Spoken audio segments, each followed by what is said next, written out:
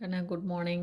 நான் உங்கள் maths teacher பேசுகிறேன். எல்லாம் என்ன பண்ணுறீங்க? நல்லா படிக்கிறீங்களா? Wish you all the best. கண்ணா, இன்றைக்கி 12th நம்ம என்ன பார்க்க போகிறோம் அப்படின்னா 4th சாப்டர் இன்வர்ஸ் டிக்னாமெட்ரி தான் சாமி பார்க்க போகிறோம். இந்த இன்வர்ஸ் டிக்னாமெட்ரியில் எக்ஸாம்பிள் 4.3 அதில் 3rd சம் பார்க்க போகிறோம். கண்ணா, இன்வர்ஸ் டிக்னாமெட்ரி அப்படின்னாவே பயந்து போயிடாத. ஒன்றுமே இல்லை, ஜஸ்ட்டு அந்த 2 ட்ரையாங்கிள் தெரிஞ்சு போச்சுன்னா, வேல்யூ தெரிஞ்சு போச்சுன்னா போதும்டா.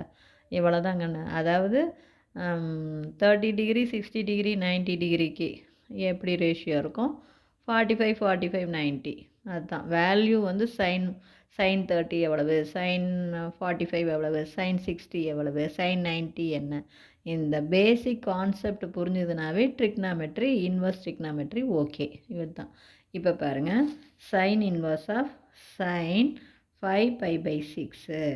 நல்லா கவனமாக பாருங்கள். இதை நான் ஆங்கிளுக்கு மாற்றிக்கிறேன், அப்போ தான் உனக்கு குழப்பம் வராது இருக்கும். 5/6 அப்படின்னா உனக்கு தெரியும், பையனா 180 டிகிரி, அதை 6ஆல் அடித்தா 30 டிகிரி. நான் சொல்கிறது புரியுதா தங்கம்? பையங்கிறது 180 டிகிரி சாமி, அதை 6ஆல் அடிச்சுக்கிட்டோம்னா என்ன வரும் நமக்கு? 30 டிகிரி. அந்த 30 டிகிரி 5ஆல் பெருக்கணும்னா 150 டிகிரி. அப்போ நான் இதை வந்து எப்படி எழுதுகிறேன்? சைன் இன்வர்ஸ்குள்ளே சைனுக்குள்ளே என்னன்னு எழுதிக்கிறேன்? 150 டிகிரின்னு எழுதிக்கிறேன். நல்லா பார்த்துக்குங்க, புரியுதா? நான் டிகிரிக்கு மாற்றிருக்கேன். இப்போ நமக்கு சைன் இன்வர்ஸுடைய ஃபார்முலா நல்லாவே தெரியும். சைன் இன்வர்ஸுடைய டொமைன் வந்து -1 to +1, ரேஞ்ச் வந்து -π/2 to +π/2. இது நமக்கு நல்லா தெரியும் கண்ணு. இங்கே வந்து நம்ம இப்படியே அடிச்சிட்டு ஆன்சர் 150ன்னு போடக்கூடாது, ஏன்னா இந்த 150 இந்த ரேஞ்சில் இல்லை. அப்போ இதை கொஞ்சம் சிம்பிளிஃபை பண்ணணும். இந்த 150யை நம்ம சிம்பிளிஃபை பண்ணி இதுக்குள்ளே வர மாதிரி மாடிஃபிகேஷன் பண்ணணும், அவ்வளவுதான். ஒன்றுமே இல்லைடா தங்கம், இந்த 150 இதுக்குள்ளே வராது.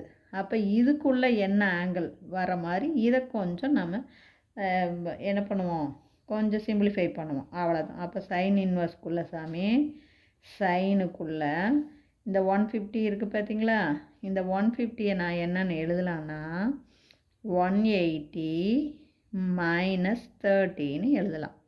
பாருங்கள், 180ல் 30 போச்சுன்னா 150 தானே. அப்போ நான் நல்லா ஞாபகம் வச்சுக்கன்னு, எவ்வளோ பெரிய ஆங்கிளாக இருந்தாலும் என்னால் எதுக்கும் இடையில எழுத முடியும், -π/2க்கும் +π/2க்கும் இடையில எழுத முடியும் சிம்பிளிஃபை பண்ணி, அவ்வளோதான். எல்லாமே இந்த 4 குவாட்ரண்ட்டுக்குள்ளே தான் நிற்கும். அப்போ இப்போ இது பாருங்கள், நல்லா கவனமாக பார்த்துக்கோ தங்கம். இது ஃபஸ்ட்டு குவாட்ரண்ட், இது செகண்டு, இது தேர்டு, இது ஃபோர்த்து. இது நமக்கு தெரியும், ஆல் ஸ்டூடெண்ட் டேக் சாக்லேட்டுன்னு தெரியும். இப்போ இங்கே பார்த்தீங்கன்னா 180னா இப்படி வந்துடுமா, பாதி. 180லேருந்து 30 டிகிரியை மைனஸ் பண்ணணும் கண்ணு, கழிக்கணும்.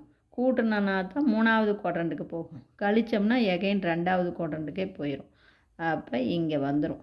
அப்போ செகண்ட் குவாட்ரண்ட், புரியுதா தங்கம்?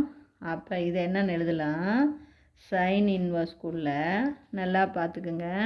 நம்ம கொடுத்துருக்குற ஆங்கிளை 180 ப்ளஸ்லையோ அல்லது 180 மைனஸ்லையோ நம்ம எழுதும்போது சைன் மாறாது.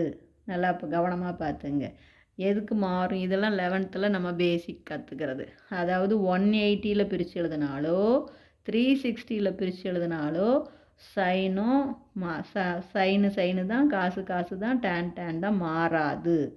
அதே 270ல் 90ல் பிரித்து எழுதினாலும் 270ல் பிரித்து எழுதினாலும் மாறும். எப்படி மாறும்? சைனாக இருந்தால் காசாக மாறும், காசாக இருந்தால் சைனாக மாறும். டேனாக இருந்தால் காட்டாக மாறும், காட்டாக இருந்தால் டேனாக மாறும். காசாக இருந்தால் சீக்கனாக மாறும், சீக்கனாக இருந்தால் சைனாக இருந்தால் காசாக மாறும், காசாக இருந்தால் சைனாக மாறும். டேனாக இருந்தால் காட்டாக மாறும், காட்டாக இருந்தால் டேனாக மாறும். சீக்கனாக இருந்தால் கொசிக்கனாக மாறும், கொசிக்கனாக இருந்தால் சீக்கனாக மாறும். எப்போ? நாம் பிரித்து எழுதுறத பொறுத்து. நாம் 90 ப்ளஸ்லையோ அல்லது 90 மைனஸ்லையோ பிரித்து எழுதணும்னா மாறும். அதே மாதிரி 270 ப்ளஸ்லையோ 270 மைனஸ்லையோ பிரித்து எழுதணும்னா மாறும். எப்போ மாறாது? 180 ப்ளஸ்லையோ அல்லது 180 மைனஸ்லேயோ மாறாது, 360 ப்ளஸ்லையும் 360 மைனஸ்லையும் மாறாது. நான் சொல்கிறது விளங்குதா கண்ணு? நம்ம நல்லா ஞாபகம் வச்சுக்கோ. 180 ப்ளஸ் ஆர் மைனஸில் பிரித்து எழுதுனோம்னா என்னாகாது? சேஞ்ச் ஆகாது. அதே மாதிரி 360 ப்ளஸ் ஆர் மைனஸில் பிரித்து எழுதினாலும் நோ சேஞ்ச், சேஞ்சே ஆகாது. சைன் தான், காஸ் தான், டான் தான், காட்டு எல்லாம். அதே உனக்கு 270 ப்ளஸ் ஆர் மைனஸ்லையோ அல்லது 90 ப்ளஸ் ஆர் மைனஸ்லையோ பிரித்து எழுதுனீங்கன்னா சேஞ்ச் ஆயிரும். என்ன சேஞ்ச் ஆகும்? சைனாக இருந்தால் காசாக மாறும், காசாக இருந்தால் சைனாக மாறும். இப்போ இந்த இடத்துல நான் 180ல் பிரித்து எழுதியிருக்கேன். 180 மைனஸ், நல்லா பார்த்துக்க தங்கம், குறியும் இதோடு தான் சேர்ந்தோம். அப்போ இது என்ன குவாட்ரன்? Second quadrant. பார்த்துக்கோ, இது என்ன குவாட்ரன்? நமக்கு செகண்ட் குவாட்ரன். அப்போ செகண்ட் குவாட்ரனில் நமக்கு சைனோடைய குறி என்ன? ப்ளஸ்ஸு. அதனால் இங்கே ப்ளஸ் நான் போட தேவையில்லை.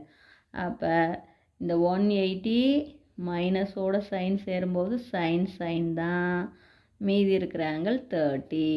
அப்போ சைன் இன்வர்ஸும் சைனும் கேன்சல் ஆயிரும். அப்போ நமக்கு ஆன்சர் வந்து 30 டிகிரி. இந்த 30 டிகிரியை நம்ம என்னென்னு எழுதலாம்? π/6ன்னு எழுதலாம். இந்த கிடச்சிருக்கிற π/6 நம்ம இது எதுக்குள்ள ரேஞ்சு? -π/2க்கும் +π/2க்கும் இடையில இருக்கும். இதுதான் நம்ம இப்போடைய ஆன்சர். இப்போ நான் சொல்கிறது புரிஞ்சுதா தங்கம்? இதில் ஒன்றுமே இல்லைடா ராஜா.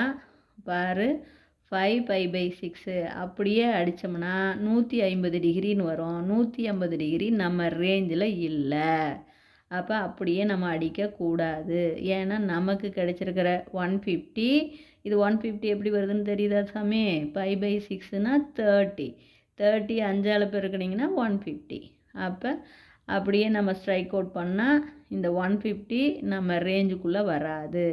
அப்போ இந்த 150யை நம்ம ரேஞ்சுக்குள்ளே வர மாதிரி நம்ம மாடிஃபை பண்ணணும், சிம்பிளிஃபை பண்ணணும். அப்போ 150யை நம்ம என்னென்னு எழுதலாம்? 180 மைனஸ் 30ன்னு எழுதலாம். இப்போ சைன் வந்து 180 மைனஸ் 180 மைனஸில் பிரித்து எழுதும்போது சைன் மாறாது கண்ணு. இது செகண்ட் குவாட்ரன். இது செகண்ட் குவாட்ரனில் சைனுடைய குறி ப்ளஸ்ஸு, மீதி இருக்கிறது 30. புரிஞ்சுதா? அப்போ சைன் இன்வர்ஸும் சைனும் கேன்சல் ஆகி 30ன்னு வரும். 30 வந்து π/6ன்னு எழுதலாம். இதனுடைய ரேஞ்சு -π/2 +π/2. ஓகே, இதில் ஏதாச்சும் உங்களுக்கு சந்தேகமாக இருந்தால் கேளுங்க. தேங்க்யூ.